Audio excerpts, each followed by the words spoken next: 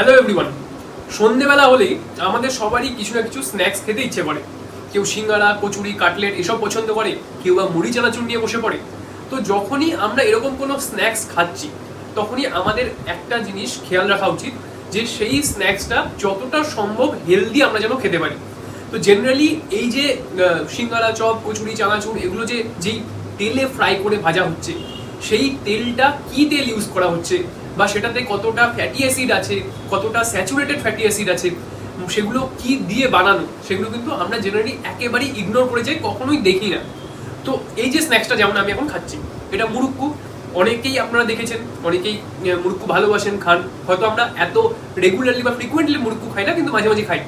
কিন্তু এই যে মুরুক্কু স্ন্যাক্সটা আমি খাচ্ছি, এটা একদিক থেকে মানে এর যে বাকি অল্টারনেটগুলো আছে তার থেকে হেলদিয়ার জিনিসটা কি, যে এটা যেই তেলে ভাজা হয়েছে সেটা কিন্তু পাম অয়েল না। আমরা ম্যাক্সিমাম যে সমস্ত চানাচুর, যে ব্র্যান্ডেড প্যাকেজ চানাচুর কিনে নিয়ে আসি, আর চানাচুর শুধু বলবো না, তার সাথে আরো অনেক রকমের যে সমস্ত ফ্রাইড যে স্ন্যাক্সগুলো কিনি, সেগুলো মোস্ট অফ দ্য কেসে পাম অয়েলে ভাজা হয়, যেটা আমাদের হার্টের জন্য, কার্ডিওভাস্কুলার যে অর্গ্যানগুলো আছে তার জন্য একেবারেই হেলদি না। আর সেগুলো একে তো ময়দা দিয়ে ভাজা হচ্ছে, গ্লুটেন থাকে, আর তার সাথে সাথে পাম অয়েল প্রচুর পরিমাণে ইউজ করা হয়।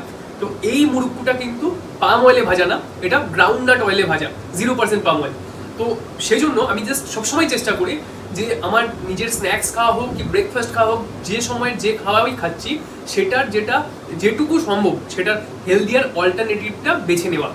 তো আপনাদেরও এই ভিডিওর মাধ্যমে আমি এই মেসেজটাই দিতে চাইছি যে আপনি যেই স্ন্যাক্সটা পছন্দ করেন বা যে খাবারই পছন্দ করেন সেটা খান, এনজয় করুন, কিন্তু সেই খাবারের মধ্যে যেটা হেলদিয়ার অপশন সবসময় সেটাকে বেছে নিন।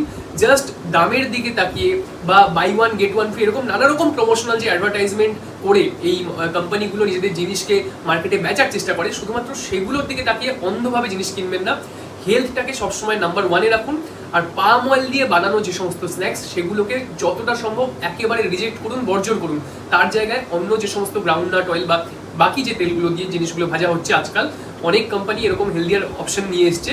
তার জন্য যদি আপনাকে একটু বেশি প্রাইসও পে করতে হয় সেটা পে করুন, আর সেরকম একটা হেলদিয়ার অল্টারনেটিভ বেছে নিন।